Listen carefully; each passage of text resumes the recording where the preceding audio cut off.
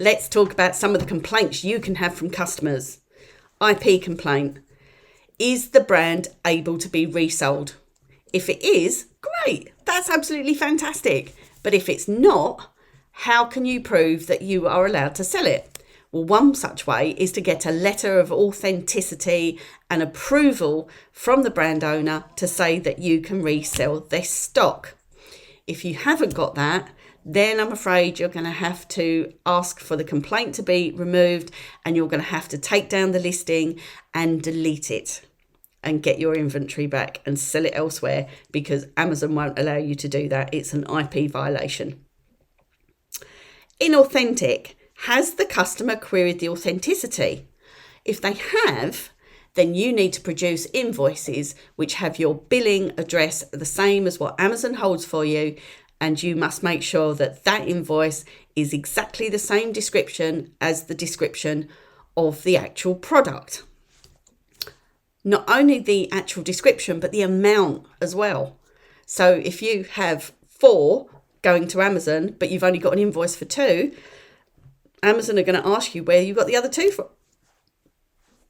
Have you got an invoice for 4? Have you sent 4 to Amazon?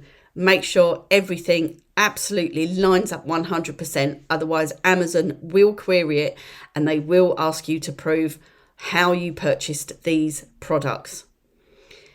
Also, make sure that when you contact Amazon, that you are giving them all the information, like the manufacturer's name, address, telephone number, should all be on the invoice. But if it's not, make sure it's all given to Amazon for them to be able to verify what you have done, where you have purchased this from, and everything will be okay. Did you also know, here's an interesting tip, if you are trying to sell a prohibited item, and there's quite a few, so double check on the prohibited items list in your Seller Central account, make sure that if you get an email from Amazon to say that it's prohibited, that you deal with it within 24 hours.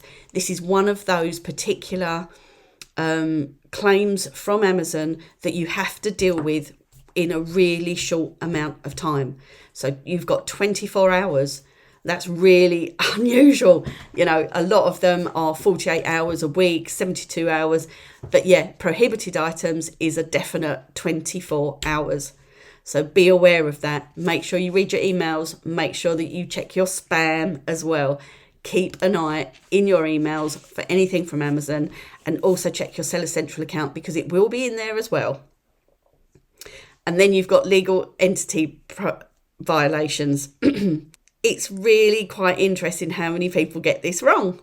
So when you're selling up your Seller Central account, you'd put individual because you are an individual person, but what that actually means is that you're not going to sell it for profit. And let's face it, we're all in the business to sell for profit.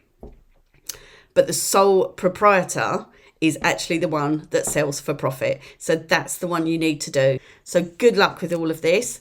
Come back to our YouTube channel for more ways to not get suspended and more interesting information. But if you like our YouTube channel, press like, subscribe, and the jingle for the next YouTube video.